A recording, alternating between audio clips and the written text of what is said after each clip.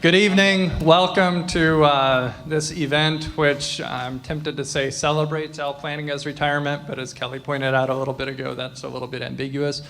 We're lamenting Al's retirement, celebrating his career. Some of you know I'm Mike Ray. I'm one of the co-organizers. Kelly Clark was the other co-organizer. We've got a great conference over the next couple of days. I'm not going to stand up here and say much more than that. We're really glad that you're all here, and we hope that you enjoy what we've got going over the next few days. I do have two announcements.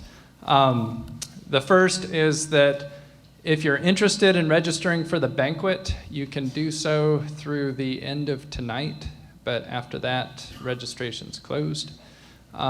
Second, a lot of the papers for the conference are in the conference booklet. Some of the speakers have handouts. Most of those handouts will be available on the back table, probably at the beginning of the day, on which they're going to be presented. Nice. Some of them will be passed out during the sessions, but just be sure to look on the back table. So. Well, I'll just say for myself and for Michael and for Steve, what a joy and privilege it is for us to participate in so fitting a tribute to the life and career of Alvin Plantinga, from whose wisdom and teaching and companionship I know we all have so richly benefited. So I'm just delighted to be a part of this, and I'm so glad that you are all here to participate as well. Our two speakers this evening are, first of all, Michael Bergmann, who will be giving the main address, and his respondent will be Stephen Weikstra of Calvin College, Michael Bergmann of Purdue University. I forgot to mention his institutional affiliation, and I'm Jay Wood of Wheaton College. So welcome, and let's get on with the show.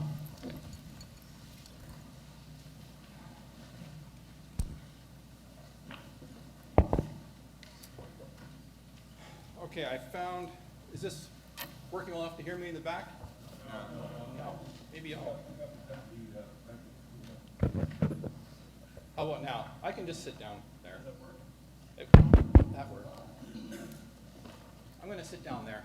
Can you kneel? I could.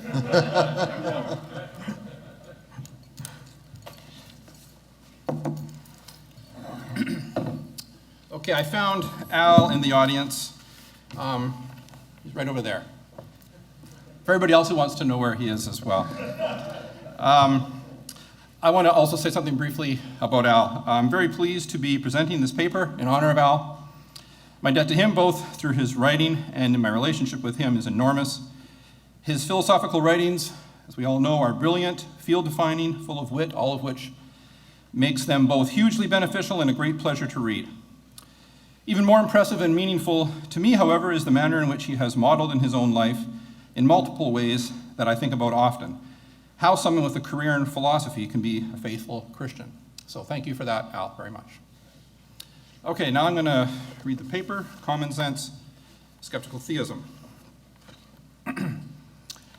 Commonsensism takes common sense starting points seriously in responding to and rejecting radical skepticism. Skeptical theism endorses a sort of skepticism that, according to some, has radical skeptical implications. This suggests that there's a tension between commonsensism and skeptical theism that makes it difficult for a person rationally to hold both. And yet many who endorse the skeptical theist's skepticism also claim, or would want to claim, allegiance to commonsensism. In this paper, I'll argue that there is no tension between commonsensism and the skeptical theist's skepticism. In section 1, after briefly defining commonsensism and skeptical theism, I'll explain why there is no tension between these two positions. In section 2, I'll consider the view that common sense itself tells us what skeptical theists think we have no good reason to believe, namely, that there are no God-justifying reasons for permitting certain horrific evils. I'll argue that this view is mistaken, and I'll offer an explanation for why this mistake is so tempting. In the third section, which I'll skip, I'll show how some of the points made in those first two sections, I guess I won't show.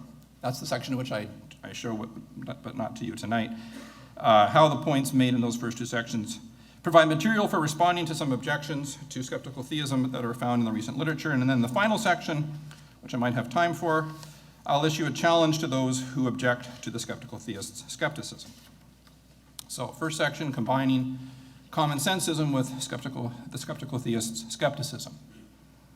It's very easy to see how commonsensism can be combined with some sorts of skepticism.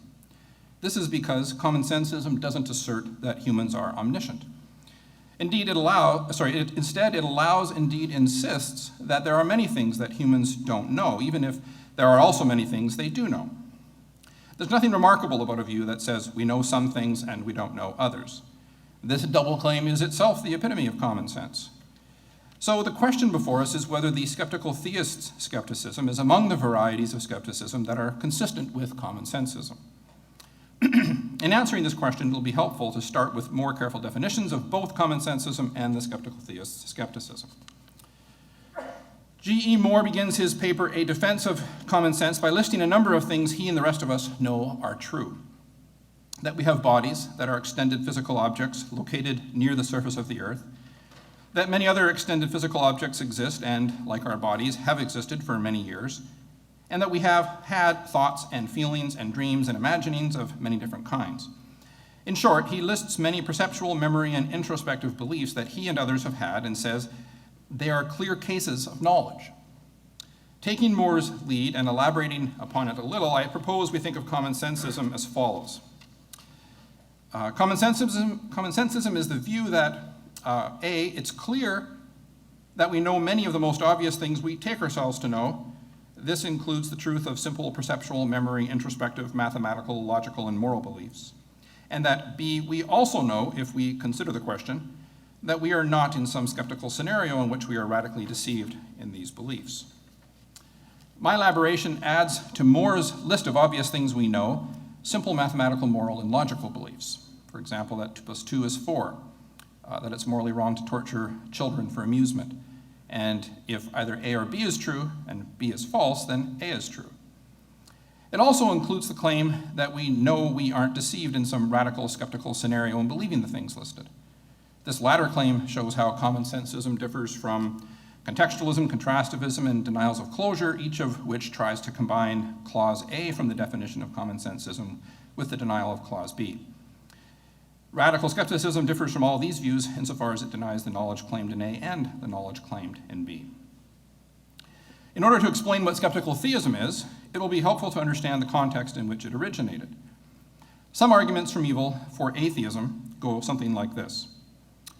Premise 1, for some actual evils we know of, we can't think of any God-justifying reason for permitting them. So probably there aren't any God-justifying reasons for permitting those evils. If God existed, he wouldn't permit those evils if there were no God-justifying reason for permitting them. Therefore, probably God does not exist. The inference from 1 to 2 is a no-seeum inference, so named by Steve Weixter, I think. It says of God-justifying reasons, we don't see them, so they probably ain't there.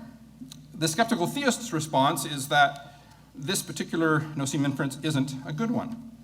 The fact that humans can't think of any God-justifying reason for permitting an evil doesn't make it likely that there are no such reasons. This is because if God existed, God's mind would be far greater than our minds, so it wouldn't be surprising if God had reasons we weren't able to think of. The skepticism here has to do with our lack of certain kinds of knowledge of what God's reasoning is or would be like. With that background in mind, we can see that skeptical theism has two components, a skeptical component and a theistic component. These components are detachable, so that an agnostic or an atheist could endorse the skeptical theist's skepticism. The skeptical theist's skepticism, detached from the theism, includes as a main ingredient the endorsement of skeptical theses such as the following. And here we have ST1 through ST4. ST1, we have no good reason for thinking that the possible goods we know of are representative of the possible goods there are. 2, we have no good reason for thinking the possible evils we know of are representative of the possible evils there are. 3, we have no good reason for thinking that the entailment relations we know of between possible goods and the permission of possible evils are representative of the entailment relations there are between possible goods and the permission of possible evils. And then lastly, we have no good reason for thinking that the total moral value or disvalue we perceive in certain complex states of affairs accurately reflects the total moral